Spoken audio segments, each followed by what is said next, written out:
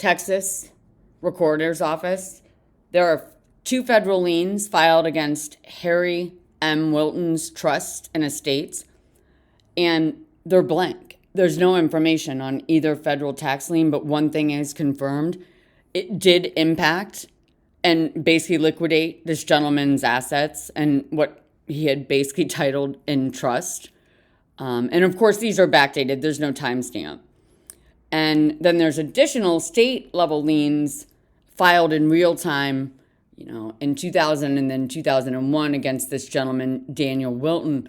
On the back end, when you look him up, it's actually a gentleman named David Wilton, and it's a separate Social Security number that was issued by the state of Texas that they're filing those liens against. And it's important today, someone in the U.S. government confirmed that these should have never been filed. They are backdated. See, there's no timestamp.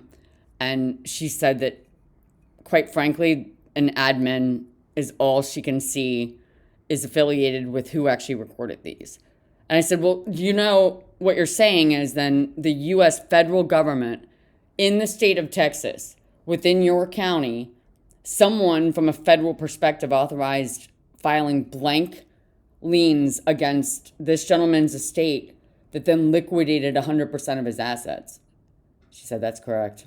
Unfortunately, I hope, there wasn't anything important. Well, I'll go on to say the same thing was said to me about George H. Dunlap's estate and trust in Franklin County, Ohio. I hope this man wasn't important, slightly, just slightly. Well, Harry Wilton came to the United States when he was just 16 and in less than 4 years achieved 2 undergrads and a master's. He was noted as the one to watch in oil and gas and drilling patents. And he won these patents from Standard Oil in, I believe it's 1915, 1916. It looks 1916. But anyways, these patents he takes with him from Ohio. He worked at Republic Steel. He takes them and forms the Texas Company with a few other gentlemen in Port Arthur, Texas. And so it's kind of unique in the fact that they're liquidated and defaulted back to Texaco and Standard Oil, the exact entity and company that he won his patents in a Supreme Court case. So it's pretty obvious that this gentleman, if he had to choose, and those were filed in mistake, he would want it to be a U.S.-based company that his patents and permits benefited. Someone who cared about the Gulf and someone who cared about Texas in ways that I don't believe the Bush family does. All right. So McLennan County, Texas is home to George H.W. Bush because he has an annexed estate for Hugh Dunlap, the founder of the Farm Bureau, filed there, backdated to 1968 because there's no timestamp, but that's when the plot shut down. What plot? The 1960s plot was an extension of the 1920s plot, which Prescott and Sammy Bush were very much a part of. And boy, George Bush does an amazing job, Big Papi, of trying to push this forward. And it's the Dunlap Sparks partnership in McLennan County, Texas, that grants him, Big Papi, his ranch. Well, the Sparks gentleman had to do jail time. And in addition to stealing, having multiple felony charges relating to theft, I made sure that he also was held culpable for stealing from a protected class. Actually, two individuals of a protected class, one in Texas and then one in Stark County. So, if these men, if 9/11 isn't enough for you, and amending the Farm Bureau estates, the founding fathers of our country, because George Washington, quite frankly, was a farmer. And the Washington farms were all titled to the Ohio Farm Bureau Trust. Mm-hmm. So if that wasn't enough for you in 9/11, the agri-terrorism, specifically targeting people who are of a protected class, should be, hopefully. But if we look at the Harrison County Farm Bureau, all of the records, and this is par for the course when you're dealing with Big Papi and, fake federal liens, and they destroy files. So 1993 is actually when Landmark Inc. was founded. They switched Landmark Inc. to the Harrison County Farm Bureau. They merged the Harrison County Farm Bureau with basically this fake entity called Jefferson Landmark. If you go to Caddis, which is Harrison County, and you drive to the Landmark, aka Farm Bureau, it says Jefferson Landmark. And that's important because Port Arthur is Jefferson, Texas. And then basically where Landis Cooperative and all these other places, Jefferson, Jeffco, Jefferson County. It's what Jeffrey Epstein went by. It's part of the plot. Epstein's middle name is Edward. That was the plot in the 20s. Remember, Edward was in the Bahamas. He didn't deflect to the United States. He became the governor of the Bahamas. He was like the Epstein of the time. But 1920s, not a lot of people ever talk about the Kennedy slide and how these men were making their money. I say robber barons, Sam Bush, Kennedy, Morgan, Rockefeller, Rothschild, Windsor. They changed their name from something German to Windsor to kick off the plot. And as much as we want to say it's everybody in politics has been corrupt, and there's tons of people, no doubt, that have taken bribes, it takes a special person, to become the vice president or president of the United States with the intent to defraud our country. And that's exactly what George Bush Sr. and George Bush Jr. did. And the minute Big Papi became vice president, he attempted to kick this back off with Arthur Shapiro, working, and Mark Stewart right here, to benefit Russia, to benefit Germany, and to benefit China. Well, on behalf of the UK, because Shell and BP, 100% of mineral rights always go to the chemical bank, right? The minute that George Bush, it's within 9 days, I shouldn't say the minute, the 9th day that George Bush and Dick Cheney are in office, and we don't even have Dick Cheney's financial disclosure report, which should have been submitted before he even got on the ticket to run for office. And then, by the way, George Bush has to revise his because it's not accurate. When he submits it, George Bush is like the custodian of numerous trusts on behalf of like a friend, he claims. But anyways, the 9th day in office, they have their energy task force comprised in a meeting scheduled that has, I think, like 300 people off-site, no federal employees, the energy task force, right?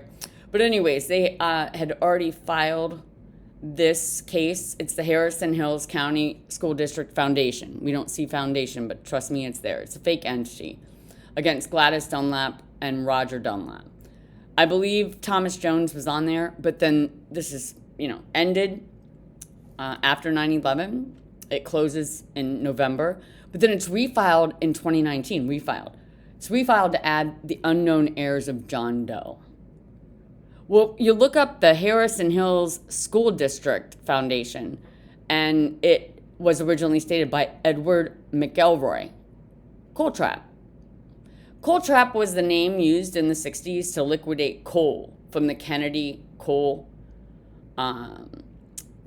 Trust, which merged and became part of the Farmers Trust. But just to show everybody out there how these men set this up, all landmarks 100% separate the mineral rights, and they get a mineral rights parcel. They take out anywhere from $250 to $500 million open-ended loans. See it right there? It's down here. And this is recorded as a seller take-back loan. Well, that's important because these loans, I guess it's what you call subprime mortgage. Yeah, Dick Cheney and George Bush both received them. Right now, they're up to $800 million. So if you think like 2008 just came and went and we learned anything, no, we didn't learn anything, because it's no different than the JFK assassination when you assign Alan Dulles to investigate it, and he basically helped engineer it. But looking at Landmark is basically spliced, and they create Landmark Coop Inc., which is not the real Landmark. This butts up to 9/11 for a reason. The Farmers trademark transfers to Farmers Ethanol on 9/12 of 2001. If you jump over to Farmers Ethanol's first U.S. milestone, it is terrorist attack the United States of America. And then you can just look at their timeline, and that's kind of how everything unrolls. unfolds. Nelson Family Enterprise is Nelson Rockefeller. Yep. A lot of this stuff was pre-set up when Gerald Ford, it's when Gerald Ford becomes president, when we didn't elect him, and when George Bush and Dick Cheney become president, when we didn't elect them. But guess what, everybody?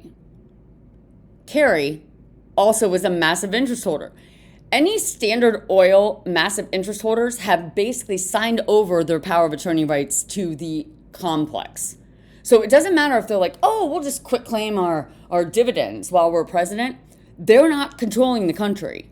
Their power of attorney is granted over to the investors. So that's who's running the country. So these no kings marches and stuff, it doesn't matter. Ever since JFK, and then, Nixon was an interest holder, and Nixon, it's ever since that, every one of them have been interest holders. So every one of them have been puppets, just like puppets, just little puppets.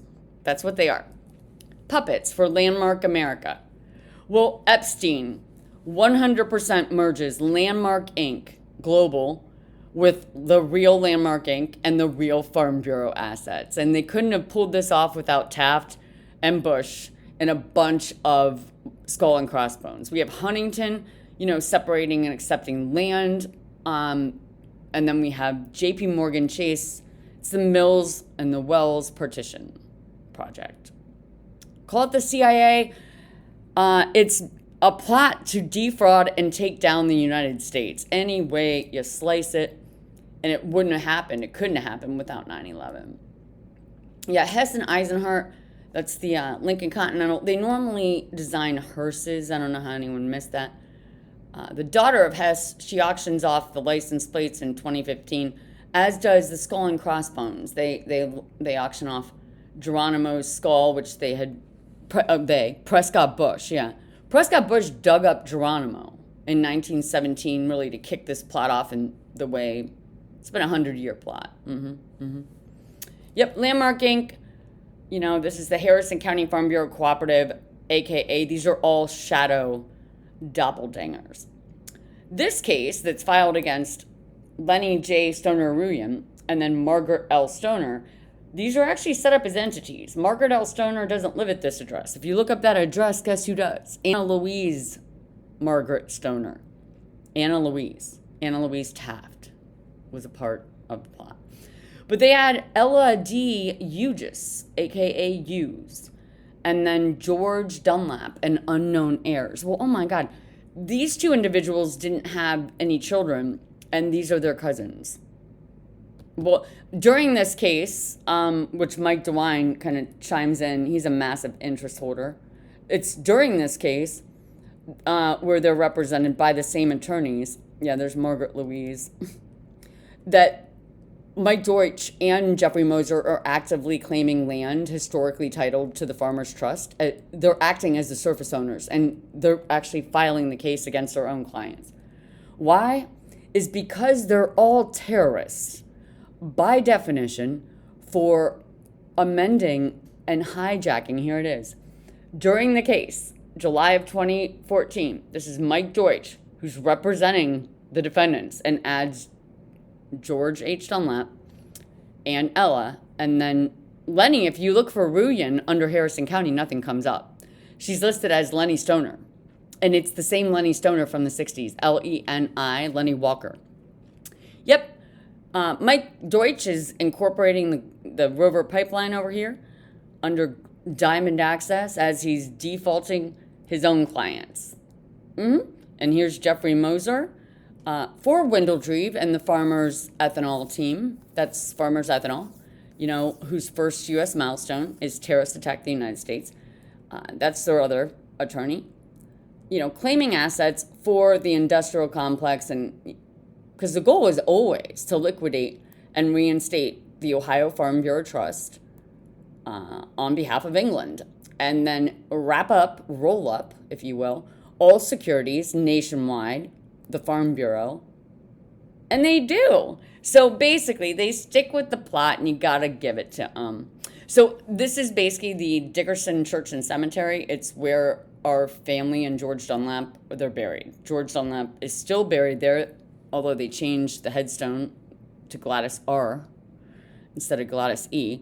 Gladys E is buried over here in Columbus, Ohio, at the same cemetery as Sam Bush. So is George Dunlap, and so is AC Dunlap, and so is Gladys Dunlap, and so is Sam Dunlap. They're all buried down here at Green Lawn, too. But Farmers Ethanol LLC, the enhanced owner on the back end, is actually Julia Littlejohn. George H. Mills is George H. Dunlap, and these are basically, there's 6 of them because that's how many children there were in the Dunlap family. They're taking basically a family tree and just amending it, and then they're adding the companies. But we already know Farmers Ethanol is just Julia Littlejohn. And Constellation Coal Company, they've always been a part of it. Yep, there's Farmers Ethanol's U.S. milestones. Terrorists attacked the United States of America. And there's all of the coal that Big Papi had partially partitioned between